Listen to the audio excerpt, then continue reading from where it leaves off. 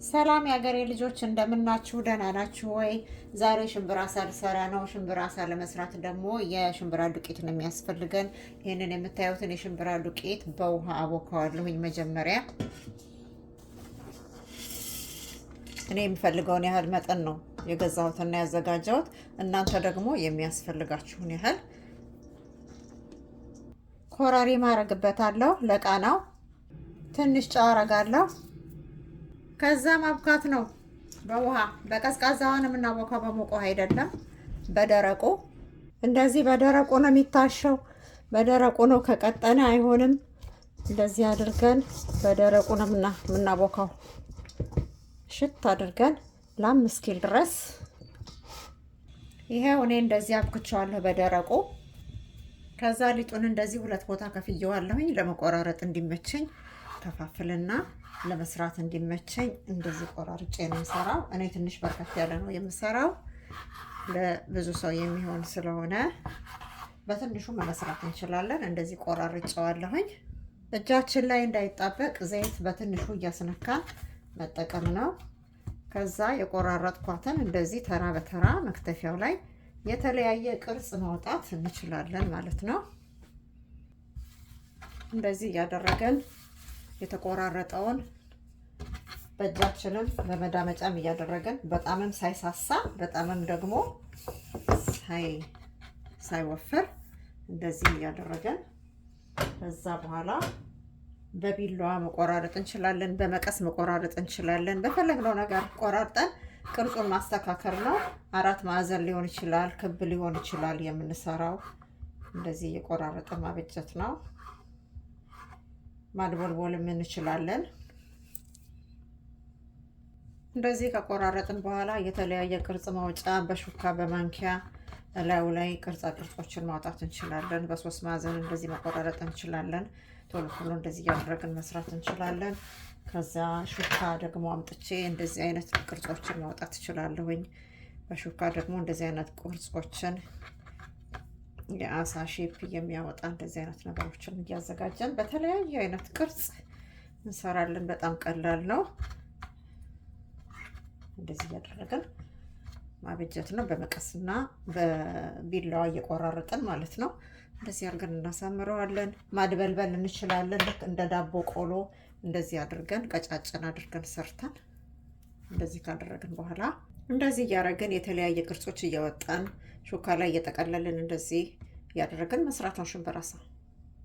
ከዛ በምጣድ እናደርቀዋለን። እንደዚህ እያገላበጥን እንደዚህ እናበስለዋለን።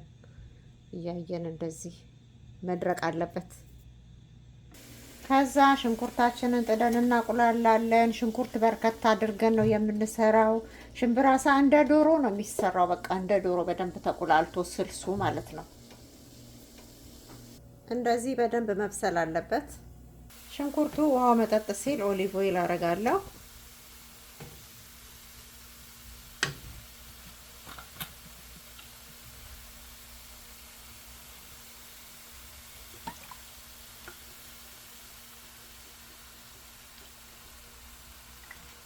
እኔ ይሄንን የተጠቀምኩት።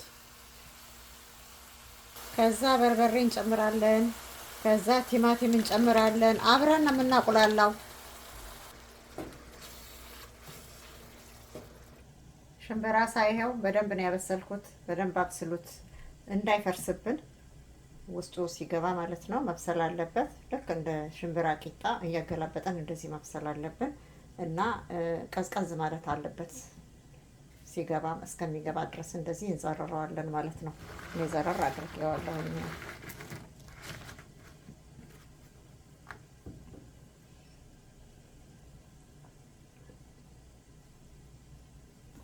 ስልሱን ደግሞ ያው እንደዚህ እያንተከተኩኝ ነው። ስልስ በደንብ መንቸክቸክ አለበት።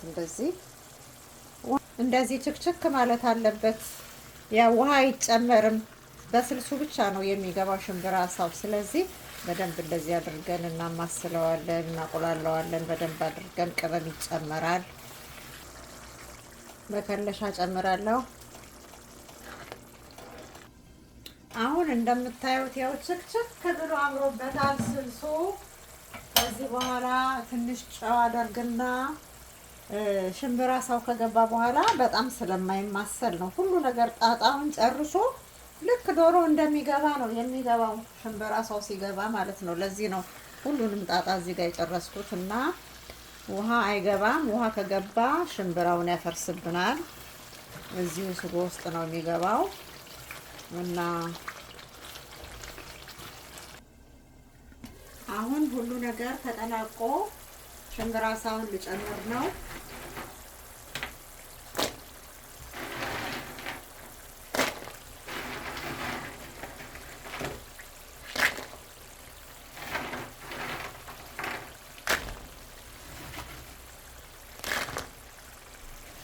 ከዛ በኋላ ቀስ እያለን ማማሰልና መቀላቀል ያስፈልገናል፣ እንዳይበላሽብን ወይም እንዳይሰባበርብን ማለት ነው።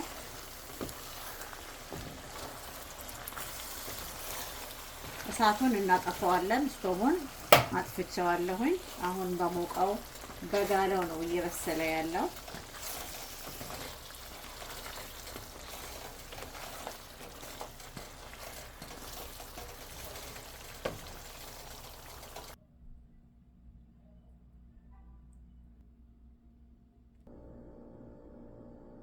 ይሄው እንደዚህ አምሮ ቀርቧል። ዛሬ ምሳ ልንበላ ነው።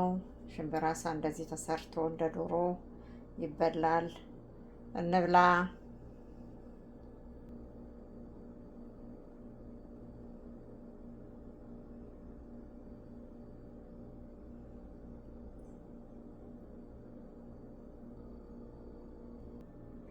ስሩና ብሉ፣ ሞክሩት።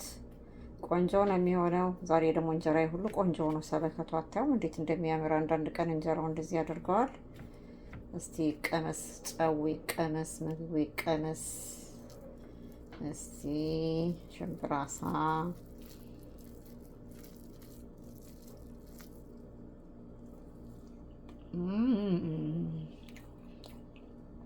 በጣም ይጣፍጣል በእውነት። ስሩና ብሉ። ቆንጆ ምግብ ነው። ፍሪጅ ይቀመጣል፣ ምንም አይሆንም። እንደዚህ አድርገን ሰርተን መብላት ነው። በጣም ይጣፍጣል። ስለተከታተላችሁኝ አመሰግናለሁ። ሀሳብ አስተያየታችሁን ደግሞ ኮመንት ሴክሽን ላይ ጻፉልኝ። ሰብስክራይብ ያላደረጋችሁ ሰብስክራይብ አድርጉ፣ ላይክ አድርጉ፣ ሼር አድርጉ። አመሰግናለሁኝ ስለምታበረታቱኝ። ደህና ዋሉ።